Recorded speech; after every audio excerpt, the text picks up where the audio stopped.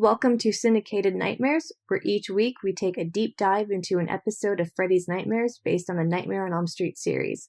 Today we're covering Freddy's Tricks and Treats that aired October 29th, 1988, written by A.L. Katz and Gil Adler, directed by Ken Wiederhorn.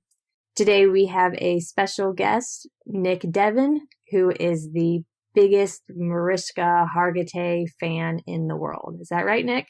That sounds accurate, yes. It's great to be here. Thank you for having me. Thank you so much for being here. So was watching this episode everything you had ever dreamed of? See what I did there? I do, yes. It was a real treat, as in tricks and treats. Oh, I see what you did there. Yes, because I explained it. So, Dave, you watched this as well, right? Yes, I did. Okay. I guess we should tell what the episode is about. It's a college student, Mariska Hargitay, is tormented by Freddy after he hears that she does not believe in him, which kind of makes Freddy sound insecure, if you ask me. Mm-hmm. Yeah, seems a bit unnecessary. I mean, they have the whole Halloween celebration in the town because of him. But I guess he can't handle one person not celebrating. Right. It kind of has that, like, Santa Claus mentality to it, that if you don't believe in Santa Claus, you don't get any presents, sort of thing. You know, and it's just like, if you don't believe in Freddy, well, then you die. But if you do believe in Freddy, then you die anyway. So pretty much damned if you do, damned if you don't. Right. I was thinking that he's never needed that extra motivation to go out and kill people. Mm-hmm. Springwood is a crappy place to go to med school. Yeah. Yes. Yes, it is. But she has access to cadavers whenever she needs them. Yeah, I was curious about that. Just that she's cramming for an exam and like, I'm just going to head over to the local cadaver mart. Yeah. Right. Yeah. And it's just, a cadaver ready for me to work on. Yeah. So before we get ahead of ourselves, I guess we should talk about the beginning of the episode. We have Mariska, who her character name is Marcia in this, and she is studying for her anatomy exam because she wants to be a doctor. And a boy climbs in through her window, and we assume that it's her boyfriend. And he wants her to go engage in the party that's downstairs because they're in a sorority. She doesn't want to, and I found it funny that when this boy, his name is Mark, when he comes through the window, he's wearing a hockey mask, which is obviously to Friday the 13th. And he gives her a mask to put on, and it's a jack-o'-lantern mask, pumpkin. Even though it's not exactly Michael Myers, I kind of got that like Michael Myers vibe from it. So they were pulling in the three elements, of horror. I thought. That's what I took from it. Yeah, they had pumpkin masks in Halloween 3. Oh, that's right. They did, yeah. Yeah, and then their faces exploded. So that's great. Yes. And there was a kind of a thing in here with a bleeding pumpkin mask later on. Mm-hmm. Yeah, that's true. So I wonder if like that was, not that they stole it from Halloween 3, but if that was kind of like their inspiration of, oh, hey, let's do what they did in Halloween 3. Yeah, maybe. I wouldn't be surprised. So one of the things that Nick and I were discussing before, when each of us were watching, we were trying to figure out if she's an undergrad or if it's med school. Because the whole like sorority element and everyone like partying and trying to get her not to study seems very undergrad. Mm-hmm. But then later on in the episode, she's referred to as a med school dropout. So I guess it's medical school. Yeah. Yeah. My first thought, since she mentioned studying for an anatomy exam and dissecting a cadaver, was that she was in med school. And then my main concern was all the other students at this medical school who were at a frat party when they weren't studying for their anatomy exam, and concern for their future patients. Well, there is an old saying, what do you call a person who gets all C's in med school? I know that one. Yeah. Exactly. That's a really good point, though, that, like, was she supposed to be an undergrad or was she in med school? Because those are, like, two entirely different types of curriculum and I think mindset that a person has to be in. Mm-hmm. Yeah, definitely. They were not in the right mindset. No. Clearly. No. I liked how she was talking about how she couldn't go to the party because if she got a C, then it would blow her entire GPA. And as someone who barely passed high school and barely passed college, I'm like, a C would have improved my GPA. So I don't know what your problem is, Marsha. Yeah, it could be a scholarship thing that she's got to maintain a certain average for a scholarship. Oh, yeah, that's possible. But do you think Springwood College gives many scholarships to local residents? I mean, maybe. But she's not a local resident. She's from Detroit, where they don't celebrate Halloween, apparently. Oh. Right. Because he's like, oh, Halloween's a big deal. And she says, not in Detroit. Oh, I didn't pick up on that. But yeah, now that you mention that, I do remember. It's because Detroit is scary all year round. That's right. So for this episode, they not only mentioned Freddy was like the actual villain in this one. Yeah, it's a real Nightmare on Elm Street episode. Yeah. They still didn't mention Elm Street, the actual street, but I think, having Freddy in it and mentioning his name several times, I think that kind of takes care of it. But I wondered if you were paying attention or if you noticed, I wrote down in my notes, the security guard at the lab where she goes to, he's like listening to a TV show and he has on headphones, but his headphones look like actual earbuds, like iPhone earbuds. Oh, I did not notice that. No. Oh, no, yeah. That's I the first thing I noticed. And obviously iPhones weren't around then, so it's not like, they just grabbed whatever pair of headphones they could find. No, I just thought that was funny, just seeing that, like, oh, maybe the whole design of earbuds aren't really that new if they had it in 1988. They were probably inspired by this episode of Freddy's Nightmares. Yes. And did you recognize the actor playing the Night Watchman? I recognized him, but I don't know what from. He was in Nightmare on Elm Street 5. He's the coach in the graduation scene. Oh. Man, see... This is why I don't like talking to you about Nightmare on Elm Street, because you make me feel dumb. This is the kind of stuff that I should know. He's only in the one scene. I don't care. I missed it as well, obviously. And I didn't even when I recognized him when I saw him, but I didn't even know the actor's name. I had to look it up afterwards. You didn't know an actor's name? No.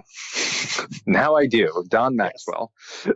Did you notice that Marsha's book bag is a red JanSport? I did not. Yeah. No. And isn't that the make and color of Nancy's book bag in Nightmare 1? It's either orange or red, blue or purple. It's some color, but it's definitely a JanSport. See, you know stuff that I don't. I'll look it up and see if it's red. I'm pretty sure it's red, but I'm really bad with colors, like the door of the house. I know sometimes it's blue and sometimes it's red, but I can never remember which color goes with which movie. Yeah, it's I think it's only blue in the first one. Oh, okay. Yeah, after that it's red. I don't think it's blue in the second one. Okay. I will take your word for it. Yeah, I'm looking up Nancy Thompson's book bag in Nightmare on Elm Street 1 if I can find a picture of it. I tried just looking that up, and I came across some backpacks with patches in the likeness of Heather Langenkamp sewn on them, which is even better. Yeah, it is. I can't find a picture of it, but I just did a generic Google search of Nancy Thompson and her Nightmare on Elm Street book bag, so... Oh, I guess we'll never know. So if any listeners out there know if it's a red book bag or a blue book bag or whatever color it is, let us know. I just remember that it looked like it barely had anything in it. Like she had one book in there. Yeah, her one cadaver book. I did like the shadow on the cadaver, and then he carves Boo into the forehead. Yes, that's awesome. That was kind of fun. Yeah. So in that scene, we learn that Marsha has an abusive grandmother, or her grandmother was very abusive during her childhood, and she had to like repress all of her sexual urges because her grandma wanted to raise her right or something like that. We find out later in the episode grandma's motive for doing all of this. But I just thought like they didn't really set it up for us to have knowledge of an abusive grandma, you know, like they were just like, oh, let's just throw this backstory in and roll with it. Mm-hmm.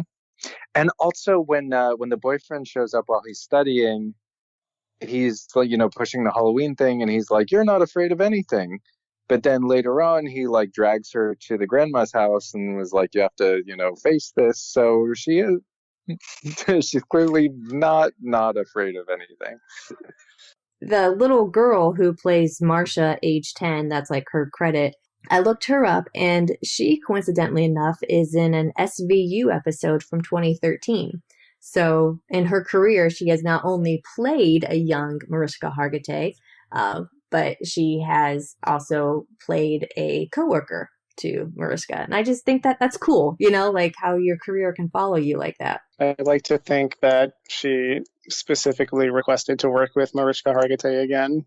That's possible. Yeah, that's very possible. Well, the guy who plays Mark, who breaks into her room at the beginning, he's also in an SVU episode, but this was like way back in 2001.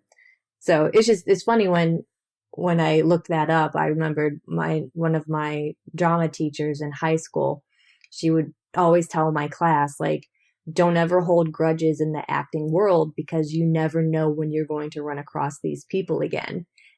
And it's just something like this, like, okay, so they did this in 1988. So 25 years later, whether they liked each other or not, like, oh, we're just going to be working together again. You know, and it just seems like, oh, that's so true. Drama teacher from high school, like, you gave me such insight on life. Thank you. This was obviously wishful thinking, but I had to look up and see if Mariska was nominated at the 1989 Primetime Emmys for Guest Actress in a Drama Series. Was she? I mean, I was joking, obviously. She was not. Aww. She was robbed. But the actress who beat her, Kay Lenz, was later on an episode of SVU. Wow. And yes. I think it might be one of those where it would be easier to say what actors have not been on an episode of SVU or some type of Law and Order, true. You know? Yes. Right. Absolutely true. Well, in the research for this episode, we learned that somebody was on Real Life SVU. Yes. Should we talk about that? Might as well. Okay. So Cameron Thor, who played Gary, I think was the character's name, the blonde lab partner who was working with the ponytail guy. Mm-hmm. Zach. He was convicted of sexually assaulting a 13-year-old just recently within the last 3 years, and is currently serving, I think, 6 years in jail for that. And I went to his website, and he has like acting classes for young kids and everything, and I kind of want to be like, shouldn't you take that down? Maybe you shouldn't. The like, website give is still away. up? Yeah, That's horrible. Maybe you shouldn't give away how you find your victims. Maybe, sir. I don't know. Oh, so Mark, the one who broke into Marsha's room, mm-hmm. I just looked up which episode of SVU he was in. Okay. And I just watched it probably for the 5th or 6th time a few days ago. So just throwing that out there. What was his character on SVU? Do you remember him specifically? He looks like a doctor. Okay. So that actor... Can't narrow it down besides that. His name is Daniel McDonald, and he was the brother. He passed away a few years ago, but he's the brother of Christopher McDonald. And he also dated Jennifer Aniston. Wow. So just random trivia about that guy. Yeah, now all of a sudden I'm really intrigued with his life.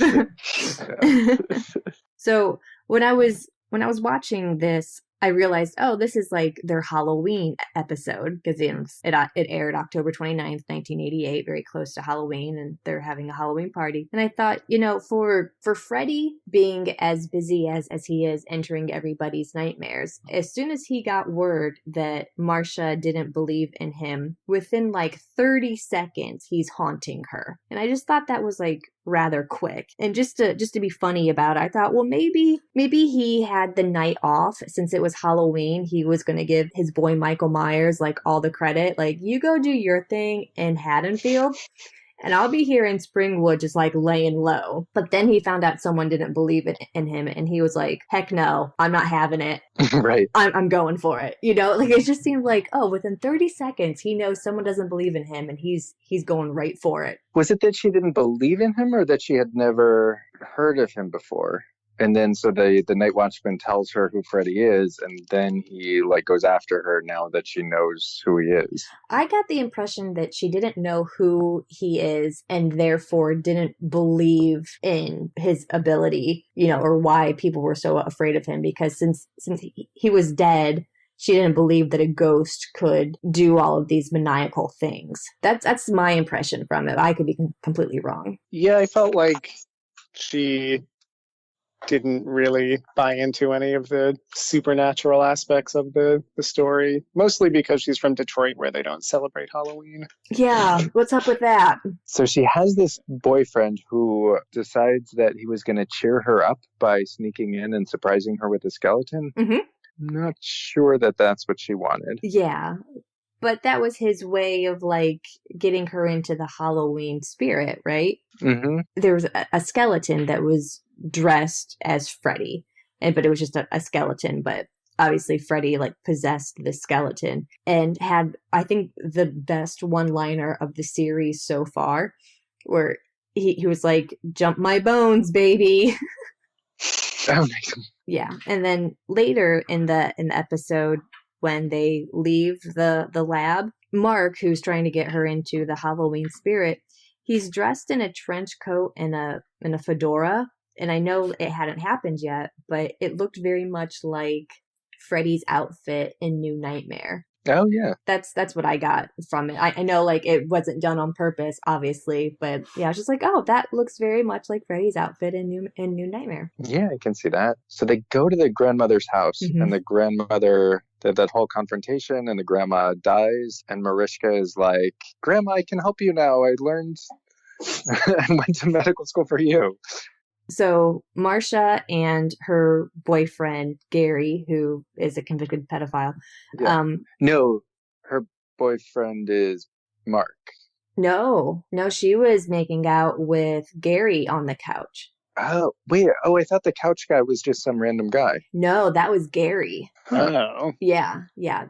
She was making out with Gary, and her grandma comes walking into the house and gets all like, "You're a whore. Stop making out with boys." And they get like into this argument, and her boyfriend just leaves. He's like a total coward. Can't be like, "But I love her, Grandma." Like, I want to be with her. So he just like leaves completely. And the grandma's about to like beat Marcia's ass for making out with this boy. And right before she does, the grandma has a heart attack from all the stress of it. And then, yeah, that's when Marcia's like, "No, Grandma, I went to medical school. I can save you now." Right. And that confrontation right before she has a heart attack had my favorite line of the episode. The grandma calls her a filthy whore and says that she had to raise her after her selfish parents had to go and die. Mm-hmm. So selfish of them. It's so selfish of them. How can we get back at Grandma? Mm-hmm. Oh, I know. Let's die. Right. And make her raise our beautiful child and who's going to med school. Yes. But it seems like Marcia should hate her and be like, "I'm going to med school, but I'm still not gonna help you." Yeah. When I go to med school, if any grandmas come in, forget it. They're dying on my table. Yeah. Mm-hmm.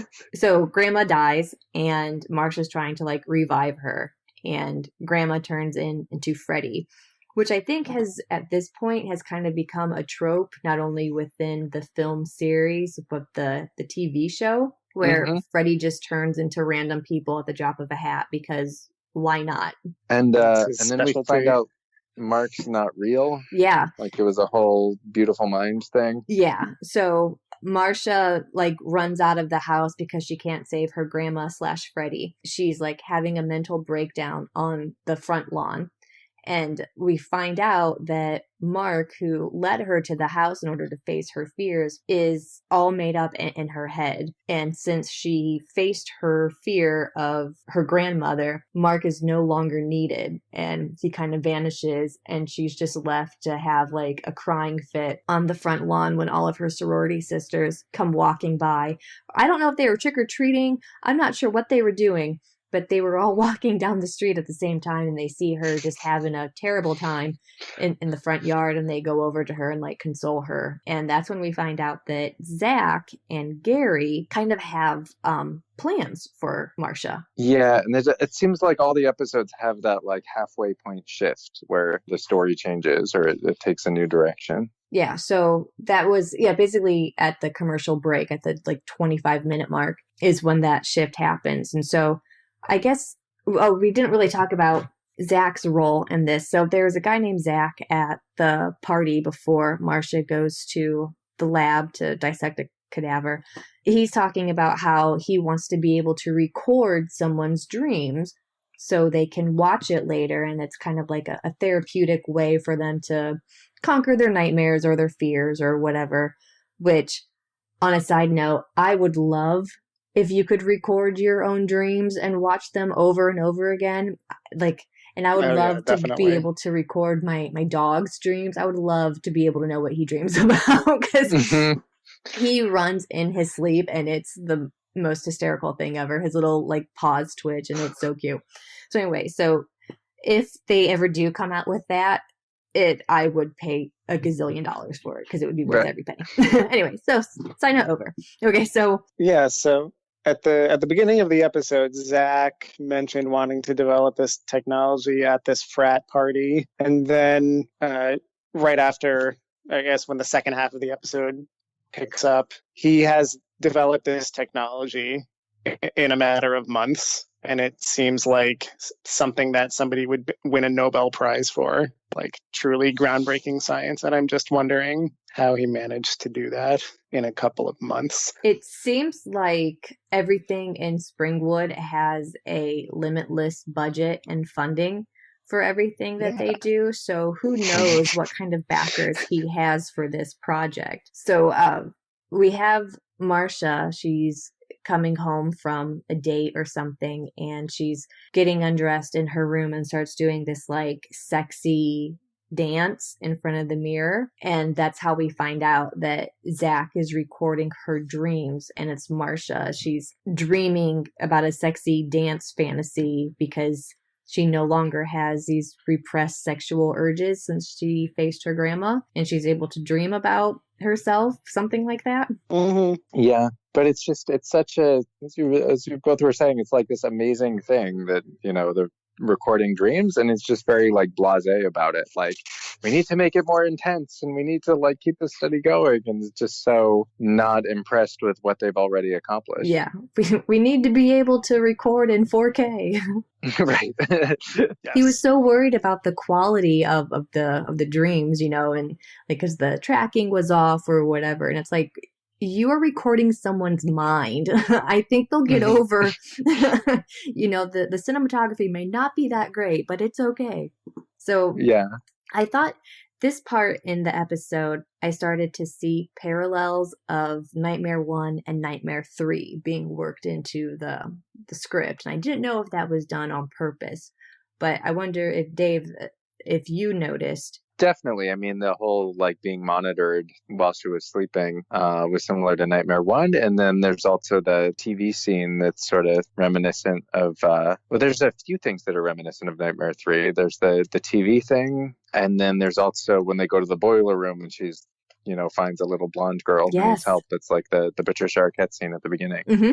Yeah, I picked up, I noticed those as well. I wrote down in my notes how dream recording has advanced since 1984. Because in Nightmare 1, when she's at the dream clinic, they are dependent on this like binary code to record her dreams. So it's just a series of like zeros and ones. And now in 1988, they are actually able to capture scene by scene what's going on in Marsha's dream. So I just thought like, wow, what Nick said, like what kind, how are they able to have this type of technology? And he's just so blasé about it. Just, oh yeah.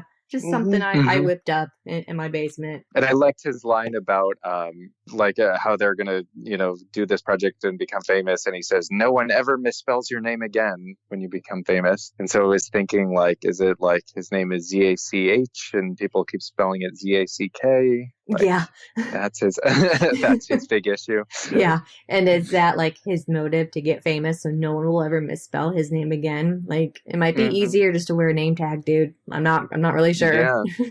Yeah. So I noticed that the parallels of Nightmare 1 and then also what you said for Nightmare 3 when Kristen walks into the Nightmare house and she goes into the boiler room or basement and she sees the doll and the little blonde hair girl that is on the tricycle in Nightmare 3, but we have a blonde haired girl in this episode and she's in a cage just screaming for help. And then also we learned that Marsha in this episode is able to pull people into her dream. And it seemed like she pulled Zach into her dream. And then she comes out of the dream and she's and she sees Zach getting killed and says, he wants you. It's your nightmare now. I'm not. Yeah, like he was using Marsha to get to other victims, but this part of the episode I was kind of confused by. I didn't know exactly what they were trying to tell us as the viewer. Marsha is in the sleep clinic and Zach wants her to have a nightmare. And so he tries to like strangle her in her sleep so she gets into like this panic mode and will have a nightmare. Is that right? Yes.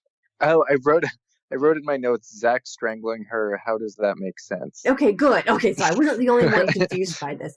He strangles her to like put her in some type of panic mode so she'll have a nightmare.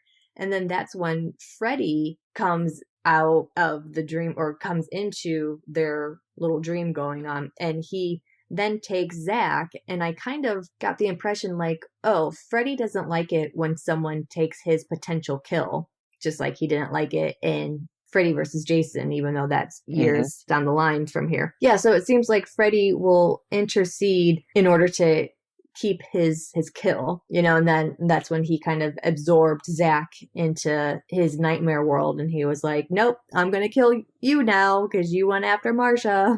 Once they start doing the dream experiments on Marsha, the episode has that sort of familiar trope of somebody developing this new technology of sort of questionable ethics, and he's like, oh, we need to push further. We need to push the limits here. And then the sidekick is like, no, we're going too fast. You're doing too much. I suppose the strangling was just him pushing it too far to get a nightmare. But as far as how he ended up getting killed by Freddy, I wasn't sure whether it was just sort of opportunistic. Freddy found another victim at his disposal, or whether it was sort of a revenge thing. Yeah, I'm not really sure because Freddy just only seemed to be focused on Marsha in this episode. And so at the last minute, he's just like, oh, I'm just going to kill this guy because I'm Freddy and that's what I do, Yeah. Well, she's got to go join the NYPD. Yeah. Right. Yeah. And when she was doing that striptease in her dream, I was just thinking, Olivia Benson would never allow this. That's so funny because when she was doing the striptease in this episode, I was thinking, how many men right now have no idea this exists and how much would they pay to be able to see this? Because there's no way that she would do it now, for a TV show. Overall, what did you think of it? I liked it. Yeah. I thought Mariska was just brilliant, as always. Although her acting chops perhaps have improved a bit since then. Okay. Yes, a bit. And my one other SVU reference, or SVU something or other I wrote down in my notes, is that the sorority that they were at was Kappa Delta Sigma, but it should have been Sigma Beta Upsilon because It's like the Greek version of SVU. Oh. How great would that have been if that was actually been SVU? perfect. Yeah, that would have been amazing. Yes. Yeah. I mean, if they can time travel and bring back earbuds, they can do that at the very least. Clearly be able to. Dave, what did you think of the episode? It was fun. I mean, I had seen it, in the 90s when they released the VHS of it, and I think like with all of these, I think I enjoy them more now than because I'm not expecting it to be at the level of the films. So it was fun, a fun Freddy story, and she's a good actress, so it was fun to see Freddy chasing her. I was really impressed with Zach's acting. I thought he did a great job as a dream psychologist, college student. Yeah, but he was so gross.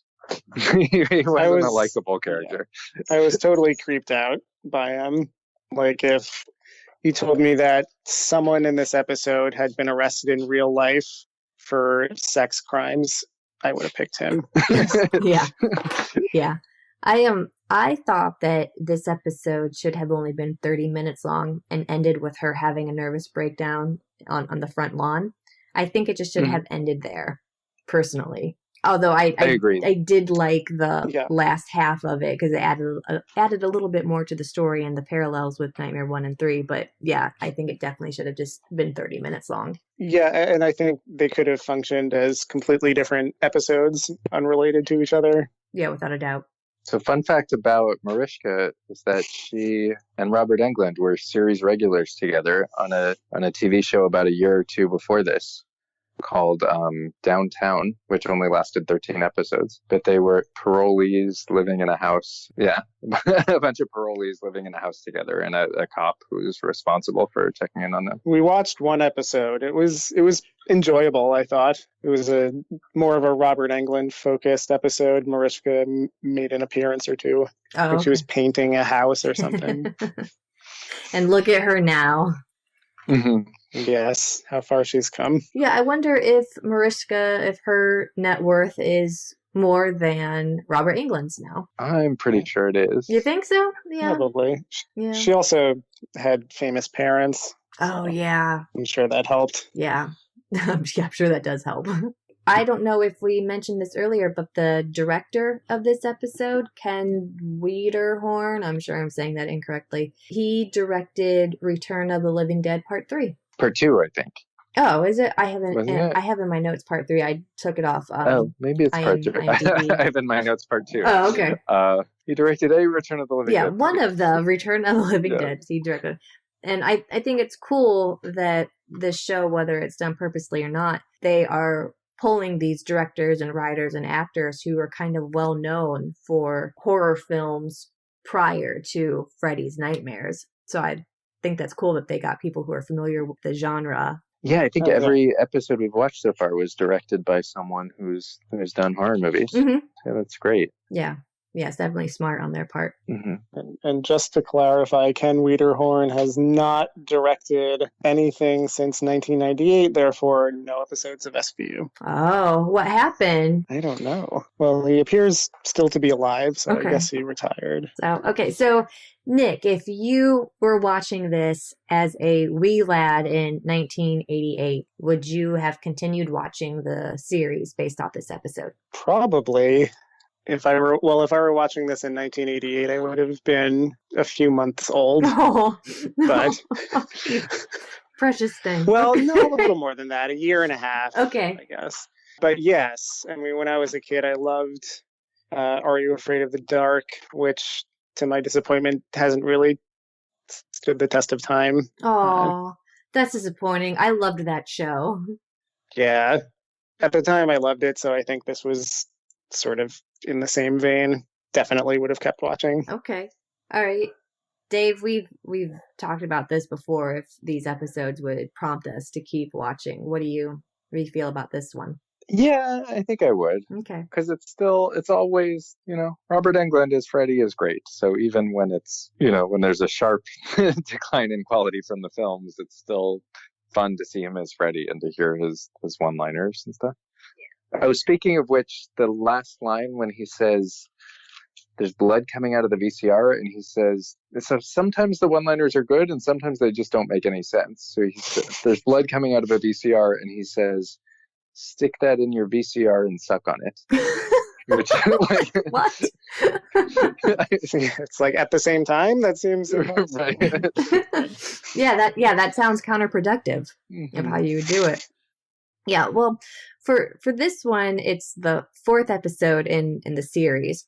So I think it was a really good call to put Freddy in it to make him like the main character almost. So the people who are watching it for Freddy are kind of like, oh, all right. The whole like watching 3 episodes prior kind of paid off. Yes.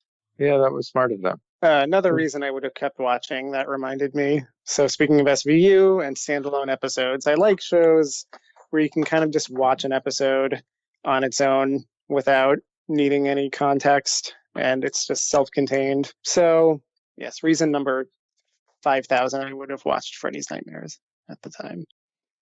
Thank you for joining us for this episode of Syndicated Nightmares. Please join us next time for Season 1, Episode 5, Judy Miller, Come On Down, in which Judy Miller from Springwood, USA faces off against the cow tipping champion from Knoxville, Tennessee.